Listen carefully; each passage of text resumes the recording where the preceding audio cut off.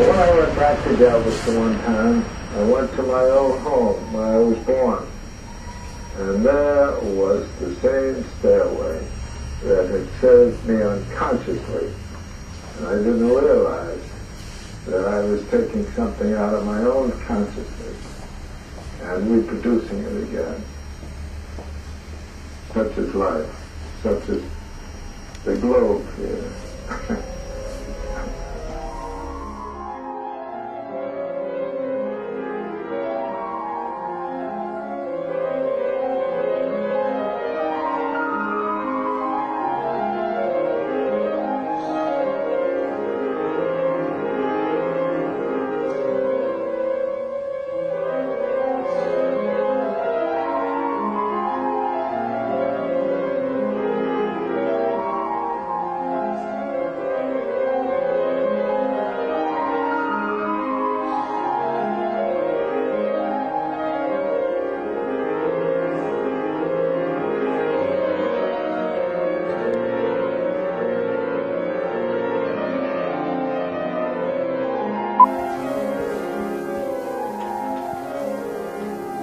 En fait, l'idée originale d'écrire un livre sur King Vidor, c'est d'abord une constatation, un constat que King Vidor était un grand cinéaste qui avait pratiquement été oublié pendant une grande période. Personne n'avait réellement écrit sur lui à part quelques articles dans des revues spécialisées, bon, parfois des sections qui lui étaient consacrées, par exemple dans Positif ou les Cahiers du cinéma, mais réellement aucune monographie ou un livre qui était entièrement consacré. King Vidor a été peut-être victime, comme l'ont dit certains critiques, de la politique des auteurs, notamment au Cahiers du cinéma, qui considéraient que l'auteur devait avoir une carrière homogène, voire éventuellement un discours même sur le cinéma relativement homogène. Or, King Vidor est inclassable. D'abord, sa carrière est très longue, ça c'est le cas aussi de gens comme Walsh et Hawks par exemple. Il a réalisé 53 films, mais surtout ces films sont extrêmement diversifiés. D'autres aussi, bien sûr, on peut dire que Hawks, pareil, joue avec les genres comme beaucoup de cinéastes hollywoodiens de l'époque. Mais King Vidor lui-même mélange les genres à l'intérieur même d'un film. Et donc du coup, une sorte d'hybridité qui fait que les gens ne s'y retrouvent pas forcément. Certains de ses films ont été controversés aussi. Bon, il a commencé comme cinéaste burlesque, plus ou moins, enfin en tout cas en rapport avec le burlesque. Ensuite, il a été plutôt étiqueté du côté du mélodrame. Voilà, et donc ce qui fait qu'on a du mal à le classer. Et je pense que le fait qu'il est inclassable, c'est qu'il est à la fois quelqu'un qui a travaillé dans le système des studios, donc qui a totalement adhéré pour quelques films au système hollywoodien, faire des grands films commerciaux, mais en même temps il a une œuvre très personnelle. Et c'est cette œuvre-là, je crois, qui mérite d'être connue. Et qu'il faut vraiment ressortir des archives. Je pense que ça c'est le travail à faire.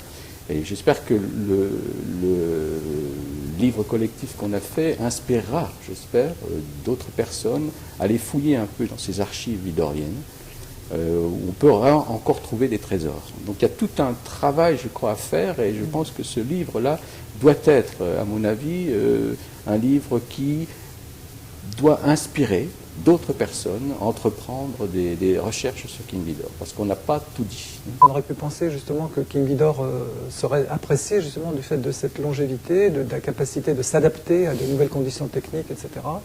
Il n'en a pas été... Et donc ce qui est surprenant aussi, c'est que quand même il y a beaucoup de théoriciens, d'historiens du cinéma qui se sont repenchés sur l'époque du muet, justement, sur le cinéma des premiers temps. Il y a eu beaucoup de colloques, de festivals autour de ça. Et qu'à ma connaissance, effectivement, il n'y a pas eu de grande rétrospective King Vidor, à part quelques choses à la Cinémathèque, mais qui étaient loin d'être complètes, si j'ai bien compris. Voilà, donc il y a effectivement un travail à faire, et aussi au niveau de l'édition DVD, c'est clair. Et donc, par exemple, il s'inscrit dans ce courant de women's film, du mélodrame féminin. Et donc à ce titre-là, il est reconnu dans l'histoire comme quelqu'un qui a participé justement à cette mise en évidence, mise en lumière du personnage féminin. Le cinéaste des femmes fortes, c'est le cinéaste des femmes souvent violentes. C'est le cinéaste aussi des mères, c'est-à-dire des femmes qui ont une certaine expérience, qui ont connu l'amour, qui l'ont perdu, qui ont souvent des enfants qu'elles, je ne sais pas qu'elles abandonnent, mais en tout cas, comme dans le premier film, un de ces premiers films où une femme meurt et laisse un enfant à un vieillard, enfin, un clochard. Et donc ce sont des femmes d'expérience, ce sont des, bon, entre guillemets, des femelles. Les femmes de Cukor sont très différentes, elles sont plus, je dirais pas plus légères, mais beaucoup moins érotiques que les femmes de King Vidor. King Vidor, il y a une certaine fièvre, ce sont des femmes fiévreuses, ce sont des femmes qui s'affichent comme femelles. Des femmes qui peuvent aussi être destructrices, ce qui n'est pas le cas du cinéma King Vidor. De grande partie justement des films de King Vidor qui mettent en scène des femmes sont des films violents. Et des femmes qui ont tendance, comme je l'ai dit dans une de mes conférences, ont tendance à la décréation, à la destruction.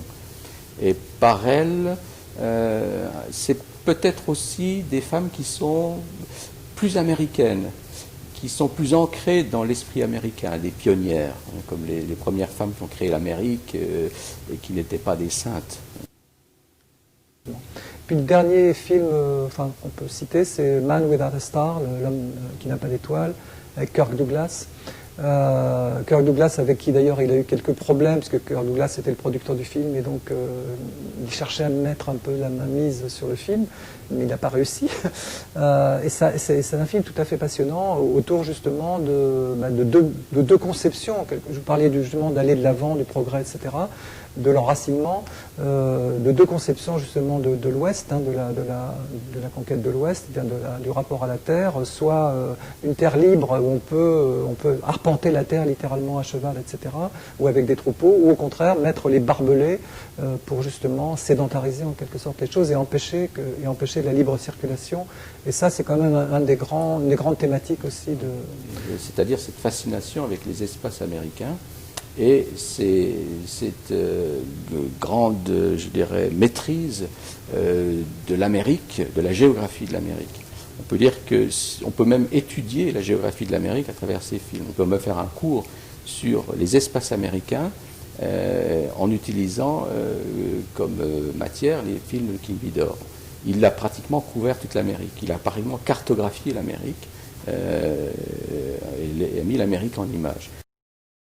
On l'a mentionné déjà, je pense, au début, c'est en fait la veine comique. C'est quand même quelqu'un qui est né avec le burlesque, qui a toujours introduit, même dans ses films les plus tragiques, ou tenté d'introduire dans la tragédie, à l'intérieur de la tragédie, à l'intérieur du drame, des moments, des petites séquences, des petites scènes comiques. Alors il l'a fait jusque, bon après, bien sûr, après 1945, il est rentré dans une période assez noire, assez folle, et peut-être là sa veine comique est moins évidente. Mais jusque dans ses mélodrames, on peut dire qu'il ne pouvait pas résister, c'était chez lui une sorte de tentation irrésistible de faire du comique de temps en temps, d'introduire comme ça un petit moment où il montrait sa distance vis-à-vis des choses,